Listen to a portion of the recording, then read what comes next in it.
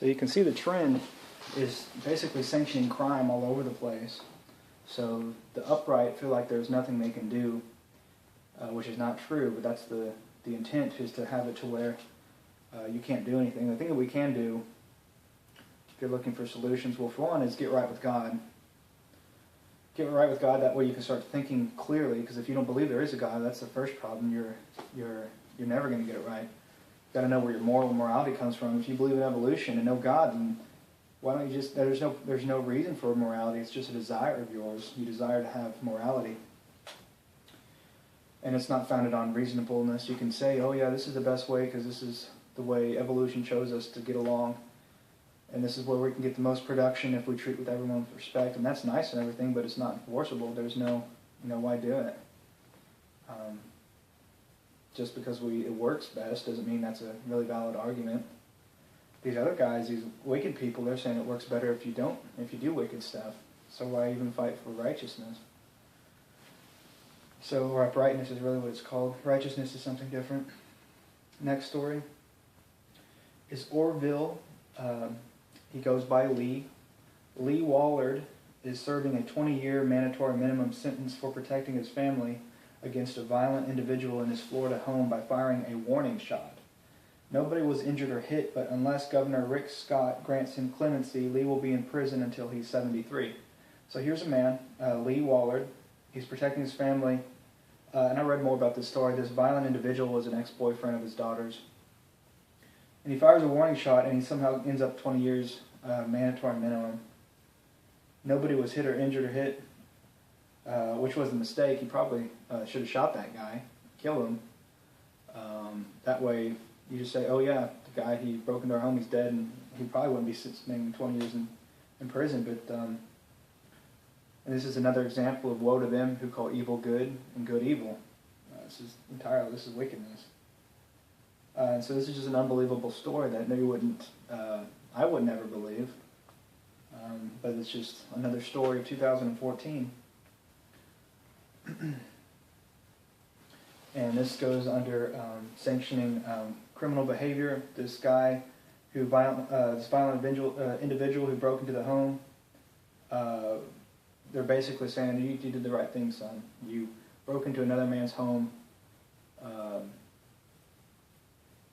and that's fine. That's great. How dare he try to shoot at you, So that's wickedness.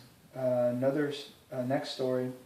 Officially known as the Office of Special Masters of the U.S. Court of Federal Claims. What a title. The so-called vaccine court is a little-known system that is intended to address claims of Americans who believe their children have been harmed by vaccinations. And that's all I have on this story, is that there is a court for these vaccines, the Office of Special Masters. I don't know if that's matters or masters. It says masters here. I'm pretty sure I copied and pasted it, so it probably was masters. Office of Special Masters of the U.S. Court of Federal Claims. So such a court exists for special masters, whatever that means. I don't really have a label for that one. I just found that to be interesting. Next story, the U.S. Supreme Court ruled 8-1 in, it must be Helen versus State. Actually, it's probably not.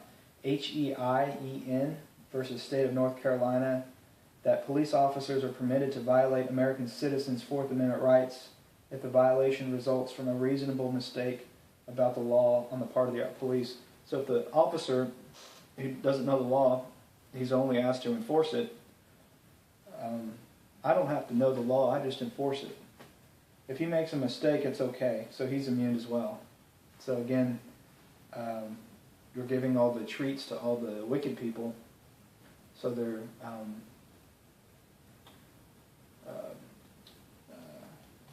so it's to sanction criminal behavior, sanctioning crime. That's what this is. And they're probably hoping that there'll be a war between the citizens and the police, and then they can try to roll out even more far extremes on the people. That's what they probably intend on that one. So that does it for the issues on the United States in 2014. Now these are the next group is going to be international moments, is what I call it. So international events in 2014. And these ones are probably way more important. So if we had to summarize a lot of these, most of them are basically sanctioning crime, police state, guilty until proven innocent, surveillance, food fascism,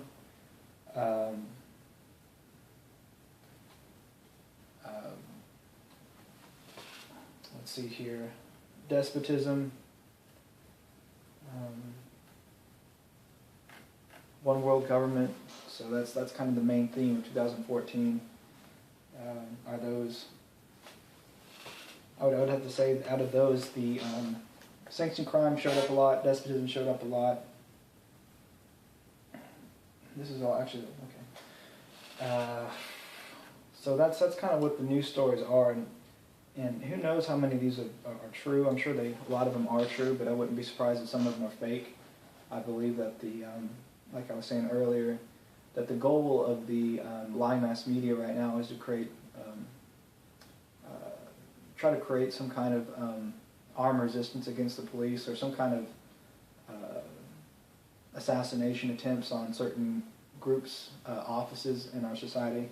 So I wouldn't be surprised if a lot of these were wrong, because most people, really, the only people who are stirring up trouble and wanting to have a Satan statue in a U.S. Capitol are people who are, being paid by the government or some non-government NCO, non-government organization, NGO, whatever it's called. And they're just people. It's just the people at the top. That's my theory. The people at the very top who, George Soros, these billionaires who have a lot of money, and they can pay people to just stir up stupid news reports. For the most part, most people are too busy working to do anything, including go vote. Maybe not on the voting day, but you can get educated, but just kind of wanting to round off this segment so we can go off to the international affairs. Before we go into this one, that way it's helped me if I want to jump into this, have it labeled separately. I'm not making much sense trying to come up with things to say. So yeah, I wouldn't be surprised if a lot of these stories were just a bunch of garbage.